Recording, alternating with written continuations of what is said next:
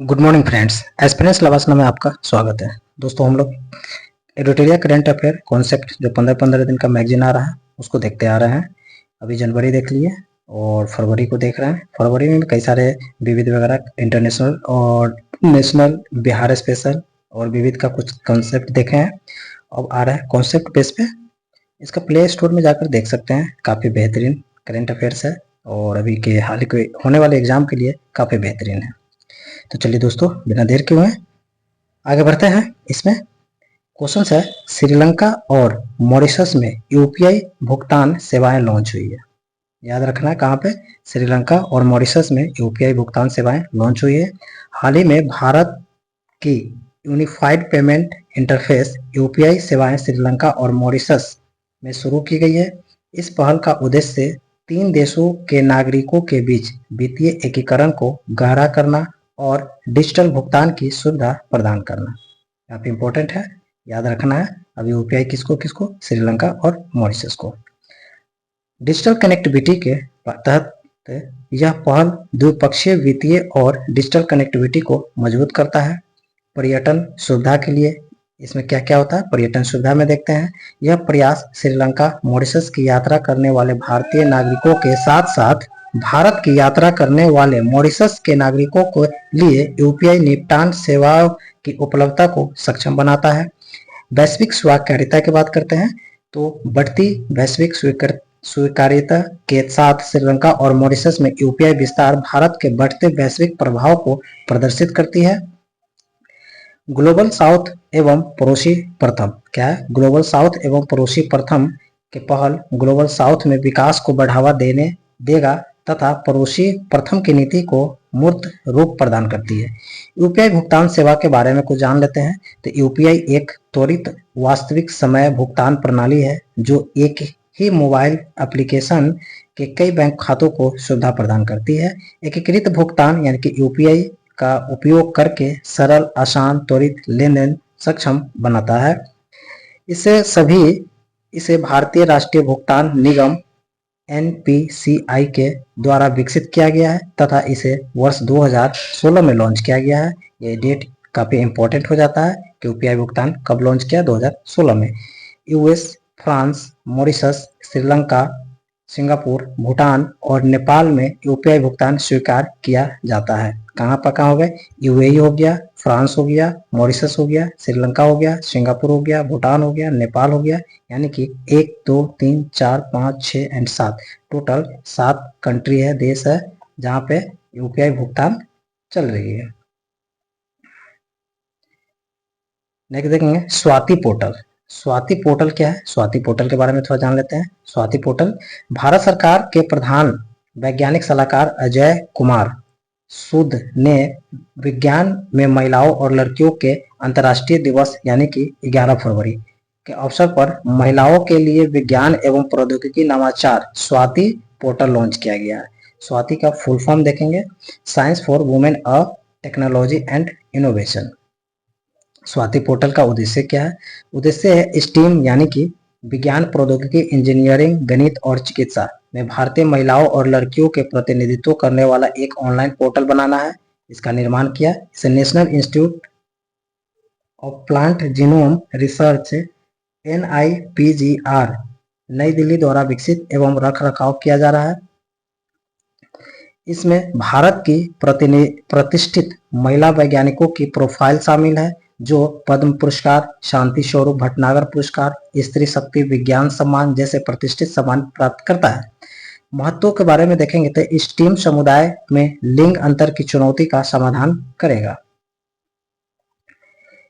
यह महिलाओं में जागरूकता बढ़ाने, आलोचनात्मक सोच को बढ़ावा देने और महिलाओं के सामने आने वाली सामाजिक आर्थिक चुनौती का समाधान करने में महत्वपूर्ण है।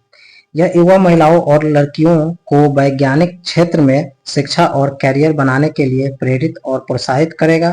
नेतृत्व क्षमता विकसित करने में सकारात्मक भूमिका निभा सकेगा। नेक्स्ट है जिगर थंडा। जिगर थंडा क्या है, जिगर थंडा हाल ही में भारतीय प्रौद्योगिकी संस्थान कानपुर ने, कहाँ पे, कानपुर ने भारत की पहली हाइपर वेलोसिटी विस्तार सुरंग परीक्षण सुविधा की सफलतापूर्वक स्थापना एवं परीक्षण किया। यह आत्मनिर्भरता की दिशा में एक बड़ा कदम है। जिगर ठंडा मुख्य बिंदु है, देखेंगे इसका सुविधा क्या है। तो विकास को 2018 में 4.5 करोड़ की राशि के साथ विज्ञान प्रौद्योगिकी विभाग के फंड द्वारा समर्पित है। ये भी पॉइंट रखना है। ये जो सुविधा है विज्ञान प्रौद्योगिकी विभाग द्वारा इसका फंड किया जा रहा है। सुविधा IIT के यानी कानपुर के द्वारा विकसित की गई। यह एक हाइपरसोनिक स्थिति अनुकरण करते हुए 3 से 10 किलोमीटर प्रति सेकेंड के बीच उड़ान गति संपन्न करता है। यानी कितना है, 3 से 10 किलोमीटर प्रति सेकेंड के बीच ये करता है। S2 उपनाम जिगरथंडा, S2 उपनाम है जिगरथंगा एक 24 मीटर लंबी सुविधा है। यह भारत की पहली हाइपर वेलोसिटी विस्तार सुरंग परीक्षण सुविधा है। यहाँ समझ में आया। S2 उपनाम जिगरथंडा एक 24 किलोमीटर लंबी सुविधा है। यह भारत की पहली हाइपर वेलोसिटी विस्तार सुरंग परीक्षण सुविधा है। इसे स्वदेशी रूप से विकसित किया गया था और यह Gaganyaan, RLV hypersonic cruise missile सहित इसरो की और DRDO के चल रहे मिशनों के लिए एक मूल्यवान परीक्षण सुविधा है।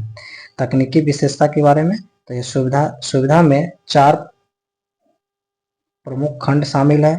फ्री पिस्टन ड्राइवर है, संपीड़न ट्यूब, शॉक एक्सेलरेशन ट्यूब और हाइपरसोनिक प्रवाह उत्पन्न करने और बनाए रखने के लिए उच्च वैक्यूम प्रणाली परीक्षण अनुभाग है।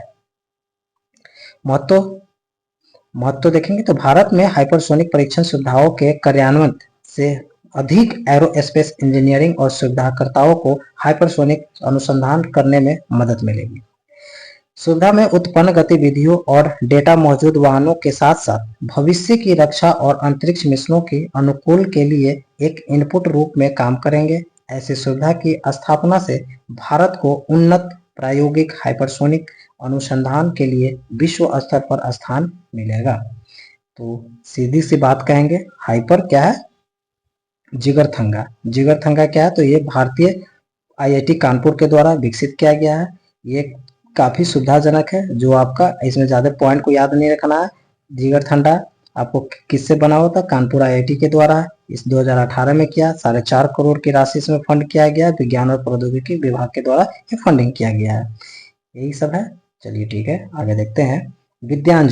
विद्यांजलि छात्रवृत्ति कार्यक्रम के बारे में देखते हैं। विद्यांजलि तो केंद्रीय शिक्षा और कौशल विकास उद्यमिता मंत्री धर्मेंद्र प्रधान EDCIL विद्यांजलि छात्रवृत्ति कार्यक्रम शुरू किया गया है। इसके बारे में देखते हैं। इसका उद्देश्य क्या है, शिक्षा की पहुंच और अवसरों के माध्यम से सशक्तिकरण, राष्ट्र निर्माण में सभी नागरिकों का सामूहिक प्रयास, इसका महत्व बिंदु है। मुख्य बिंदु में देखेंगे EDCIL विद्यांजलि छात्रवृत्ति कार्यक्रम राष्ट्रीय शिक्षा नीति 2020 के अनुरूप एक शक्तिशाली शक्ति है। इसका उद्देश्य गुणवत्तापूर्ण शिक्षा और उच्च शिक्षा संस्थानों तक पहुंच अवसरों को क्रांतिकारी बदलाव लाना।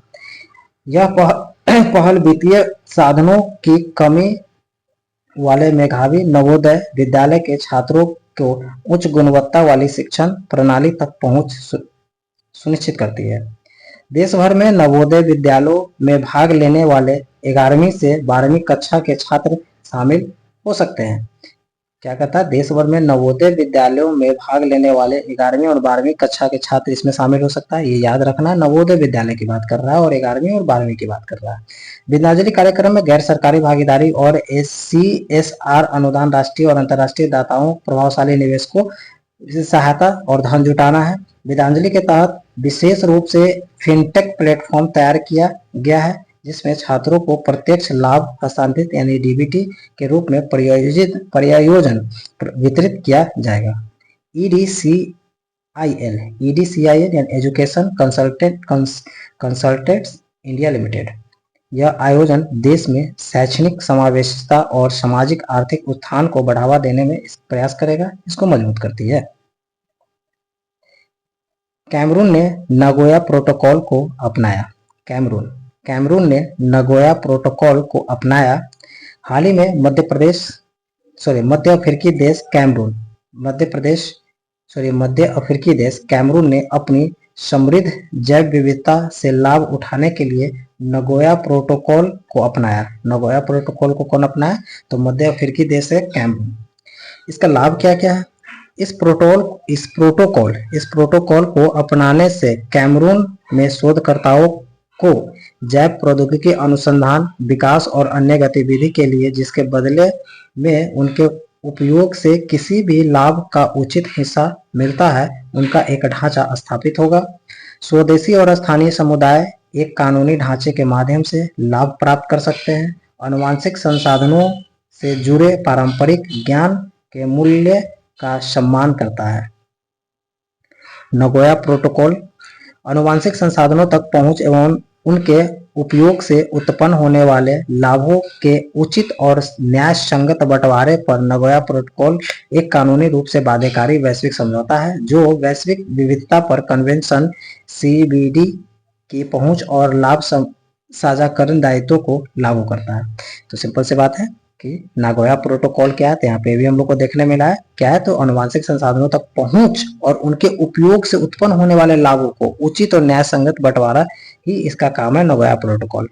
इस वर्ष 2010 में नगोया जापान में अपनाया गया तथा इसे अक्टूबर 2014 में लागू किया गया। तो नगोया प्रोटोकॉल क्या है, तो याद रखना है 2010 में नगोया को जापान में अपनाया गया था और अक्टूबर 2014 में लागू किया गया था, यानी 10 में अपनाया और अक्टूबर 14 में लागू किया। आनुवंशिक संसाधनों से जुड़े पारंपरिक ज्ञान को भी शामिल किया गया जो CBD द्वारा कवर करता है। यह अनुसंधान उपयोग से होने वाले लाभों का उचित बंटवारा सुनिश्चित करता है। भारत भी एक सदस्य राष्ट्र है। भारत 11 मई 2011 को हस्ताक्षर किया। अक्टूबर 2012 में इसका अनुसमर्थन किया। जैविक विविधता पर कन्वेंशन और मुख्य 3 उद्देश्य है। क्या है इसमें? मुख्य 3 उद्देश्य है।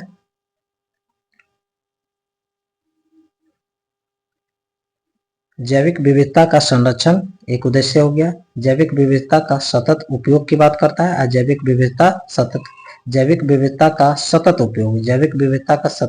उपयोग और जैविक विविधता का संरक्षण, ये दो तो सेम ही है। जैविक विविधता का सतत उपयोग देखते हैं। जैविक विविधता पर कन्वेंशन प्रकृति संरक्षण और प्राकृतिक संसाधनों के तहत उपयोग के क्षेत्र में सबसे व्यापक एवं बाध्यकारी अंतर्राष्ट्रीय समझौता है। इंपॉर्टेंट हो जाता है कि जैविक विविधता पर कन्वेंशन प्राकृतिक संरक्षण और प्राकृतिक संसाधनों के सतत उपयोग के क्षेत्र में व्यापक एवं बाध्यकारी अंतर्राष्ट्रीय समझौता है। वर्तमान में इसमें 196 अनुबंधित पार्टियां यानी देश शामिल है। 196 इसमें 2010 में आया, 2014 में अपनाया गया, जापान से हुआ। भारत कब हुआ? 2011 में आया और यानी 2011 को भारत किया, 2012 में अनुसमर्थन किया। इसमें ये सब चीजें। चलिए अभी इसको आगे देखते हैं। 2040 के लिए EU का नया जलवायु लक्ष्य। 2040 के लिए EU का नया जलवायु लक्ष्य क्या है? 6 फरवरी को यूरोपीय आयोग के माध्यम से अपनाया गया प्रस्तावित जल विद्युत लक्ष्य 2040 पेश किया। क्या है? 6 फरवरी को यूरोपीय आयोग के माध्यम से अपनाया गया प्रस्तावित जलवायु लक्ष्य 2040 पेश किया। इसने 1990 के आधारभूत स्तरों की तुलना में 2040 तक 90% का शुद्ध उत्सर्जन कटौती लक्ष्य रखा है। कितना तक है? 90% का शुद्ध उत्सर्जन कटौती का लक्ष्य रखा गया। मुख्य बिंदु में देखेंगे। सितंबर 2020 में यूरोपीय संघ ने 2030 तक ग्रीन हाउस गैस उत्सर्जन को 1990 के स्तर से 55% कम करने के लक्ष्य की घोषणा की। क्या कहता है? सितंबर 2020 में यूरोपीय संघ ने 2030 तक ग्रीन हाउस गैस उत्सर्जन को 1990 के स्तर से 55% कम करने का लक्ष्य घोषणा की, जबकि यह पहले 40% थी। नवीनतम 2024 में प्रस्ताव यूरोपीय संघ जलवायु कानून द्वारा उठाया गया है। अंतरिम कदम में जो पहले ग्लोबल स्टॉकहोम के 6 माह के भीतर 2040 तक विकसित करने वाले प्रक्रिया का रूपरेखा तैयार करता है। यह प्रस्ताव 2040 तक लक्ष्य रोडमैप विकसित करता है, जिसमें कहा गया है कि 2040 तक कोयला लगभग पूरी तरह से समाप्त हो जाएगी। 2040 तक कोयला लगभग पूरी तरह समाप्त हो जाएगी। प्राकृतिक गैस का उपयोग तेजी से घट जाएगा और तेल चरणबद्ध तरीके से समाप्त होने के कगार पर होगा। प्रस्ताव में उम्मीद है कि 2040 तक कार्बन निष्कासन 400 टन कार्बन तक पहुंच जाएगा। 2040 तक कार्बन निष्कासन 400 टन कार्बन पहुंच जाएगा, जो 2021 की योजना के अनुसार 2030 तक 310 टन निष्कासन से अधिक है। बाबा रे बाबा। एनीवे, शुद्ध उत्सर्जन को कम करने के लिए यूरोपीय संघ के प्रमुख कदम क्या है? शुद्ध उत्सर्जन को कम करने के लिए कुछ यूरोपीय संघ का प्रमुख कदम है, क्या क्या देखते हैं। 2020 में ईयू ने 2030 तक 1990 के तुलना में ग्रीन हाउस गैस उत्सर्जन को कितना 55% कम करने का लक्ष्य रखा। ये पॉइंट है क्रोनोलॉजी में या एक्सप्लेनेशन में, अगर क्वेश्चन आ जाएगा तो ये सब दिया जाएगा कि 2020 में जो ईयू का कन्वेंशन हुआ तो वहां पे 2030 तक एक नियम लागू किया गया जो 1990 के तहत जो ग्रीन हाउस उत्सर्जन है उसका 55% कम करेंगे। वहीं 2050 तक का तटस्थता प्राप्त करने का वादा किया गया है, ये भी पॉइंट को याद रखना है। इस महत्वाकांक्षी लक्ष्यों को समर्थन करने के लिए यूरोपीय संघ ने फिट फॉर 55 पैकेज लॉन्च किया है। क्या? फिट फॉर 55 पैकेज लॉन्च किया, पॉइंट को याद रखना है। 7वां हिंद महासागर सम्मेलन। हिंद महासागर सम्मेलन के 7वें संस्करण का आयोजन 9 से 10 फरवरी 2024 को पर्थ ऑस्ट्रेलिया में, पर्थ याद रखना है, ऑस्ट्रेलिया में आयोजित किया गया। यानी 7वां हिंद महासागर कहाँ पे किया है? पर्थ में इसको आयोजन किया गया, जिसका थीम है एक स्थिर टिकाऊ हिंद महासागर, एक स्थिर और टिकाऊ हिंद महासागर की ओर, towards a stable and sustainable Indian ocean, एक स्थिर और टिकाऊ हिंद महासागर। आर्थिक महत्व, यह वैश्विक आबादी का 64% और वैश्विक सकल घरेलू उत्पाद का 60% हिस्सा साझा करता है। पूरे वर्ल्ड की बात करता है कि वैश्विक आबादी का 64% और वैश्विक जीडीपी का 60% साझा करता है। सुरक्षा महत्व है कि हाल ही के वर्षों में सैन्य गतिविधि में वृद्धि देखी गई है। भारत के लिए महत्व क्या है ये देखेंगे। व्यापार मार्ग, भारत का 80% विदेशी व्यापार और 90% ऊर्जा व्यापार इसी क्षेत्र से होता है। भारत का 80% व्यापार विदेशी और 90% ऊर्जा व्यापार इसी क्षेत्र से होती है। भू राजनीतिक, वैश्विक धुरी पर अब प्रशांत अटलांटिक से दूर भारत के पड़ोसी में इंडो पैसिफिक में हस्तांतरित हो गई है। हिंद महासागर सम्मेलन IOC, यह क्षेत्र सभी के लिए सुरक्षा और विकास सागर हेतु क्षेत्रीय सहयोग की संभावनाओं पर विचार विमर्श करने के लिए हिंद महासागर के देशों का एक प्रमुख परामर्शी मंच है। सम्मेलन का पहला संस्करण 2016 में सिंगापुर में आयोजन किया गया था। BVIA हिंद महासागर का पहला संस्करण 2016 में कहाँ पे हुआ? सिंगापुर में हुआ था। लद्दाख राज्य का मांग, लद्दाख राज्य का कुछ अपना डिमांड है। हाल ही के दिनों में लद्दाख के दो महत्वपूर्ण राजनीतिक समूहों लेह एपेक्स बॉडी और कारगिल डेमोक्रेटिक अलायंस, कौन कौन है? दो, लेह अपेक्स बॉडी है और कारगिल डेमोक्रेटिक अलायंस है, द्वारा लद्दाख में बंद का आह्वान किया। लद्दाख में बंद का आह्वान किया दो राजनीतिक समूह, लेह अपेक्स बॉडी और कारगिल डेमोक्रेटिक अलायंस। लद्दाख को राज्य का दर्जा, इन समूहों ने सरकार से लद्दाख के क्षेत्रीय नियंत्रण को पाकिस्तान के कब्जे वाले कश्मीर में गिलगित बाल्टिस्तान तक बढ़ाने तथा क्षेत्र के लिए सीटों का आरक्षण की मांग की।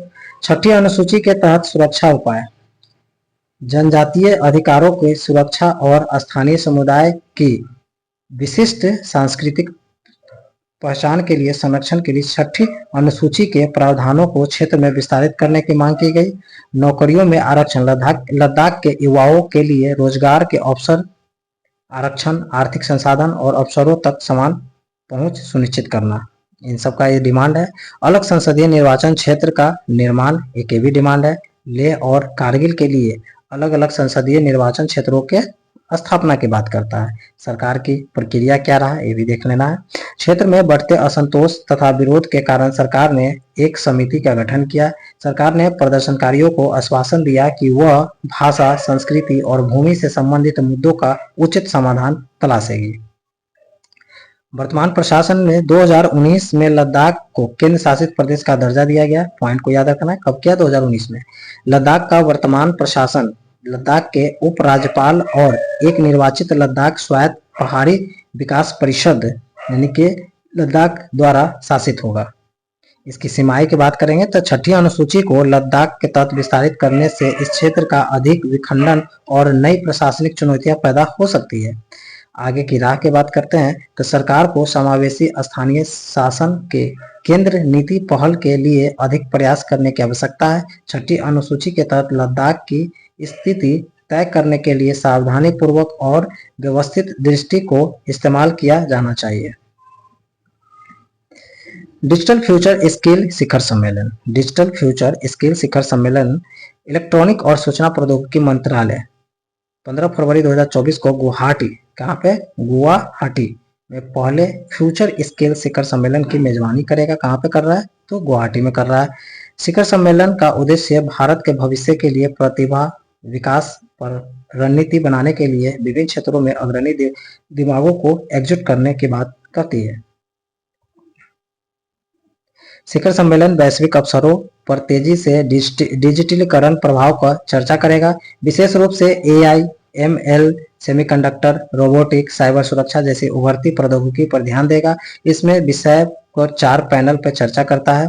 Semicon India, India AI, cyber security, digital, ये सारे 4 ऑप्शन है इसमें। शिखर सम्मेलन के दौरान उद्योग जगत के नेताओं, शैक्षणिक संस्थानों और सरकारी निकायों के बीच साझेदारी को बढ़ावा देने के लिए 20 से अधिक रणनीतिक सहयोग की घोषणा होने की उम्मीद करता है। इन सहयोग का उद्देश्य वैश्विक पाठ्यक्रम को उद्योग की मांगों और मानकों के साथ संरेखित करना। असम में जल्द ही 2500 करोड़ रुपए का पहला सेमीकंडक्टर पैकेज लॉन्च करेगा। वे भी आई है, कहाँ पे है? असम में। क्या है? असम में 2500 करोड़ रुपए का पहला सेमीकंडक्टर पैकेजिंग प्लांट का उद्घाटन करेगा। यह प्रयास विश्व स्तर पर प्रतिस्पर्धी प्रतिभा पूल तैयार करेगा जो भारतीय कंपनियों तथा दुनिया भर के संगठनों के लिए सुलभ होगा, जो वैश्विक तकनीकी और परिदृश्य पर नया एक मानक स्थापित किया जाएगा। CMS COP 14 समरकंद में समाप्त हुआ। क्या है? CMS COP 14 समरकंद में समाप्त।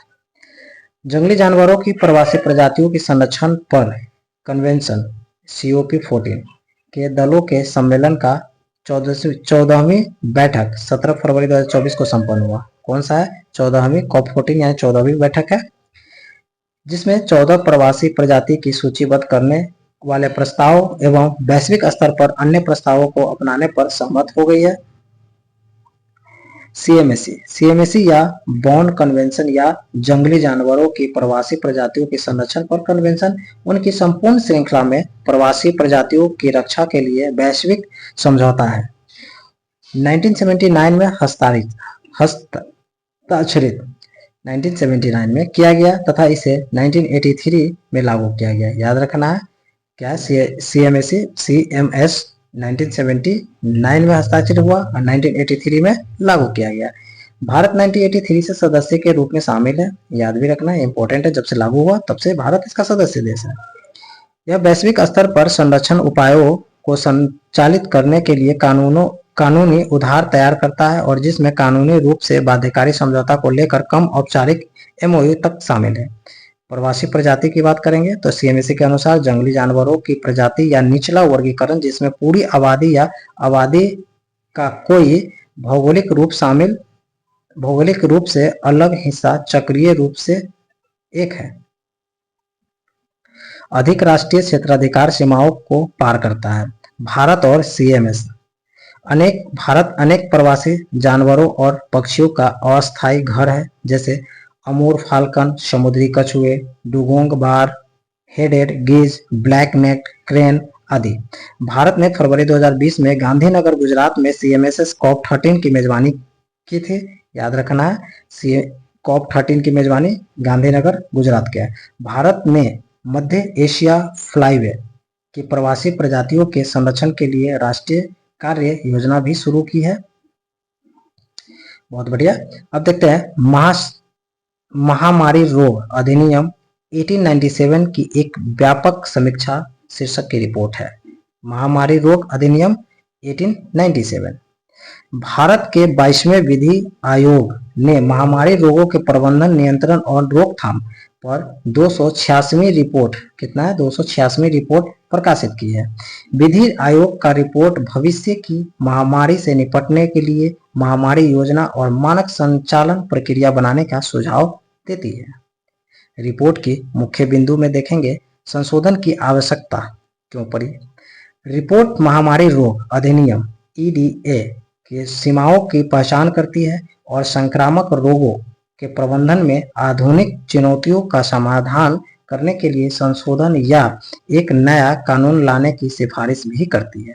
निवारक उपाय की बात करेंगे तो मानक संचालन प्रक्रिया संक्रामक रोगों के प्रसार और संबंधित प्रतिक्रिया के 3 चरणों को परिभाषित भी करती है।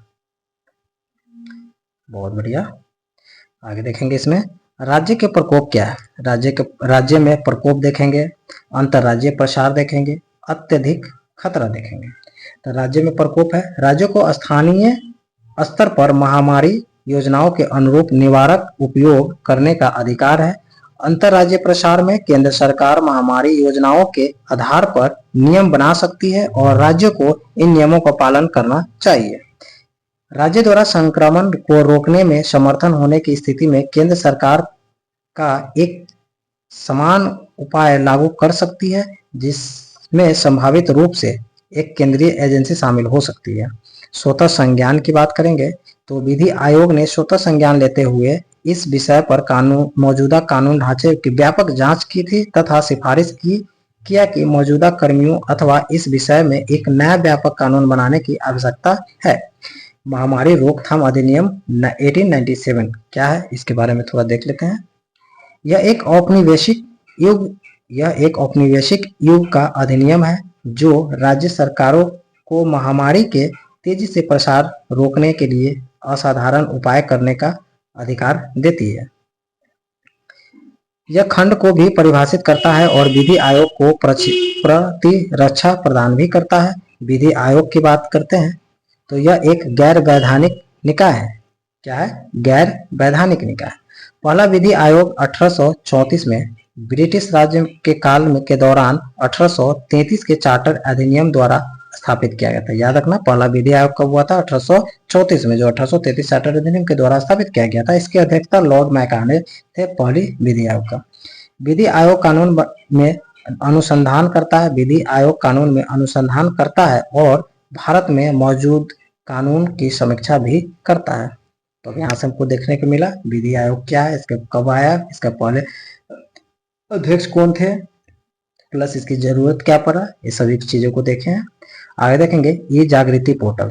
ई जागृति पोर्टल क्या है? हाल ही में उपभोक्ताओं मामलों के सचिव ने स्वीकार किया है कि ई जागृति पोर्टल में कृत्रिम बुद्धिमत्ता की एकीकरण से उपभोक्ता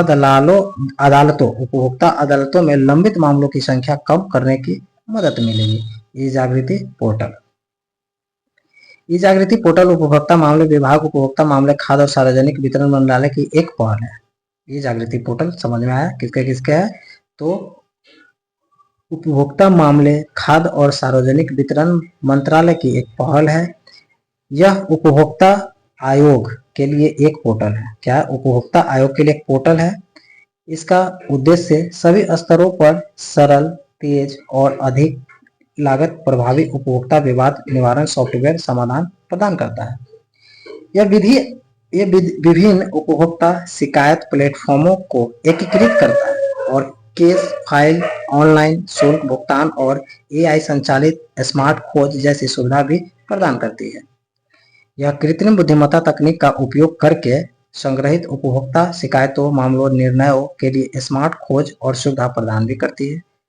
राष्ट्रीय उपभोक्ता विवाद निवारण आयोग के बारे में थोड़ा जानते हैं कि NCDRC एक अर्ध न्यायिक आयोग है। क्या है? अर्ध न्यायिक आयोग है, जिसकी स्थापना 1986 के उपभोक्ता संरक्षण अधिनियम के तहत 1988 में की गई। क्या है? NCDRC अर्ध न्यायिक आयोग है, स्थापना 1986 में किया गया। इसके पास 2 करोड़ से अधिक मूल्य की शिकायतों पर विचार करने का अधिकार क्षेत्र है। बहुत इंपॉर्टेंट है। इसके पास 2 करोड़ से अधिक मूल्य की शिकायतों पर विचार करने का अधिकार क्षेत्र है। याद रखना है, एनसीडीआरसी 2 करोड़ से कम वाले को शिकायत नहीं सुनेगा। जिले के आदेशों के अपीलीय और पुनरीक्षण क्षेत्राधिकार भी है इसमें, बहुत अच्छी बात है। क्या है? जिले के आदेशों से अपीलीय और पुनरीक्षण क्षेत्राधिकार भी है। आयोग का नेतृत्व भारत के सर्वोच्च न्यायालय के वर्तमान या सेवानिवृत्ति न्यायाधीश या उच्च न्यायालय के वर्तमान या सेवानिवृत्ति मुख्य न्यायाधीश द्वारा किया जाता है। ये पॉइंट को याद रखना है। इसका नेतृत्व कौन करेगा? सर्वोच्च न्यायालय के वर्तमान या सेवानिवृत्ति न्यायाधीश या उच्च न्यायालय के वर्तमान या सेवानिवृत्त मुख्य न्यायाधीश। एनसीडीआरसी के आदेश से व्यथित कोई भी व्यक्ति ऐसे आदेश के खिलाफ 30 दिन के भीतर भारत के सर्वोच्च न्यायालय में अपील कर सकता है। ये भी ठीक है कि एनसीडीआरसी में कोई अपील जारी करता है और उससे वो खुश नहीं हो सकता है तो 30 दिन के अंदर में आप सुप्रीम कोर्ट जा सकते हैं। सुप्रीम कोर्ट ने चुनावी बॉन्ड योजना को रद्द कर दिया। हाल ही में सुप्रीम कोर्ट की 5 न्यायाधीश की संवैधानिक पीठ ने सर्वसम्मति से फैसले चुनावी बॉन्ड योजना को असंवैधानिक घोषित कर दिया। इंपॉर्टेंट यहाँ पे क्या है? तो ये 5 न्यायाधीश की खंडपीठ ने किया। कितना? 5। चुनावी बॉन्ड योजना के असंवैधानिक आधार क्या है? तो सूचना के अधिकार का उल्लंघन। क्या करता है? सूचना के अधिकार का उल्लंघन। यह योजना संविधान के अनुच्छेद 19(1)(a) के तहत सूचना के अधिकार का उल्लंघन करती है, जो राजनीतिक दलों के वित्त पोषण के संबंध में मतदाताओं को सूचना का अधिकार पर जोर देती है।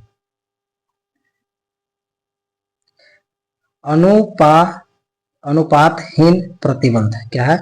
अनुपातहीन प्रतिबंध। चुनावी बॉन्ड विभिन्न राजनीतिक दलों के मध्य उनके वोट शेयर के आधार पर भेदभाव करती है। बिल्कुल सही है। जिसका अधिकतम लाभ सत्तारूढ़ दल और प्रमुख विपक्षी दलों को मिलता है, जबकि छोटे तथा क्षेत्रीय दल को लाभों से बाहर हो जाता है। यह योजना मतदाताओं तथा दानदाताओं के मध्य विभेद उत्पन्न करती है, क्योंकि राजनीतिक दलों की नीतियों और निर्णयों को प्रभावित कर सकता है। गोपनीयता एवं सार्वजनिक हित के मध्य संतुलन। क्या है? गोपनीयता एवं सार्वजनिक हित के मध्य संतुलन। सुप्रीम कोर्ट ने पूर्ण गुमनामी के आधार को खारिज करते हुए स्पष्ट किया है कि दाता को गोपनीयता केवल सार्वजनिक समर्थन के वास्तविक रूपों तक ही सीमित है। चुनावी सुधार में संवैधानिक योजना का उल्लंघन। चुनावी बॉन्ड ने योजना चुनावी वित्त पोषण के काले धन पर अंकुश लगाने के उद्देश्य को प्राप्त करने के लिए एक कम से कम प्रतिबंधात्मक विधि का प्रतिनिधित्व नहीं करती। चुनावी बॉन्ड योजना के लागू होने से पूर्व भारत में राजनीतिक दलों को 20,000 रुपये से अधिक देने वाले किसी भी दानदाताओं को पहचान खुलासा करना पड़ता था, किंतु नवीनतम संशोधन दानदाताओं की पहचान को प्रदर्शित नहीं करता है। केंद्र सरकार का तर्क या पक्ष। निजता का अधिकार। यह व्यक्ति कॉर्पोरेट के गोपनीय दान के अधिकारों की सुरक्षा प्रदान करता है। चुनावी पारदर्शिता। नामित बैंकों के माध्यम से भुगतान होने से यह धन बल को दुरुपयोग से सुरक्षा प्रदान करती है। काले धन के प्रयोग में कमी। चुनावी बॉन्ड का उद्देश्य चुनाव में काले धन का प्रयोग को प्रतिबंध करता है। सर्वोच्च न्यायालय के निर्णय। राजनीतिक फंडिंग की पारदर्शिता में वृद्धि। जनता को चुनावी बॉन्ड के आधार पर राजनीतिक दलों द्वारा प्राप्त धन के स्रोत और राशि के बारे में जानकारी प्राप्त होगी। राजनीतिक दलों के मध्य समानता। वर्तमान निर्णयों छोटे और क्षेत्रीय दलों को सत्तारूढ़ दल और प्रमुख विपक्षी दलों के साथ समान स्तर पर प्रतिस्पर्धा करने में सक्षम बनाती है। राजनीतिक कॉर्पोरेट शक्ति के प्रभाव को सीमित करना है। कहता यह फैसला राजनीतिक दलों को दानदाताओं के निहित स्वार्थी से प्रभावित होने से रोक सकता है। चुनावी से संबंधित आंकड़े की बात करते हैं तो एक भारतीय गैर सरकारी संगठन NGO association of democratic reform ADR की एक हालिया रिपोर्ट में भारत में राजनीतिक दलों के लिए दान के प्राथमिक क्षेत्र के रूप में चुनावी बॉन्ड द्वारा निभाई गई महत्वपूर्ण भूमिका पर प्रकाश डालती है। तो 2016-17 और 21-22 के बीच 7 राष्ट्रीय दलों और 24 क्षेत्रीय दलों को चुनावी बॉन्ड से कुल 9,188.35 करोड़ चंदा मिला। भाजपा 2016-17 में और 21-22 के बीच कुल 10,122.303 करोड़ रुपए चंदे की घोषणा की, जिसमें 52% से अधिक हिस्सा 5271.975 करोड़ चुनावी बॉन्ड से प्राप्त हुआ है। वाह रे वाह। कांग्रेस ने 952.2955 करोड़ कुल दान का लगभग 61.54% के साथ दूसरे सबसे बड़े चुनावी बॉन्ड दान हासिल किया। भाजपा द्वारा घोषित कुल चंदा अन्य सभी राष्ट्रीय दलों द्वारा घोषित कुल चंदों से 3 गुना अधिक है। ओ भाई। चुनावी बॉन्ड राजनीतिक दलों को गुमनाम दान देने का रूप है। सिंपल सी बात करेंगे, चुनावी बॉन्ड क्या है? तो राजनीतिक दलों को गुमनाम दान का एक रूप है, जिसे वित्त विधेयक 2017 द्वारा पेश किया गया था। यह योजना किसी भी व्यक्ति को 1,000 से लेकर 1 करोड़ रुपए तक मूल्य दर चुनावी बॉन्ड खरीदने की अनुमति देता है। बॉन्ड केवल पंजीकृत राजनीतिक दल के निर्देशित खाते में ही चुनाव भुनाया जा सकता है। लोक प्रतिनिधित्व अधिनियम 1951 की धारा 29A के तहत पंजीकृत राजनीतिक दल जिन्होंने लोकसभा या राज्यसभा के पिछले आम चुनाव में कम से कम 1% वोट हासिल किए थे, चुनावी बॉन्ड लेने योग्य होगा। ये सारे क्राइटेरिया है चुनावी बॉन्ड एक्सेप्ट करने का। चलिए ठीक है, अब तक देखते हैं कि किसान आंदोलन 2.0 MF से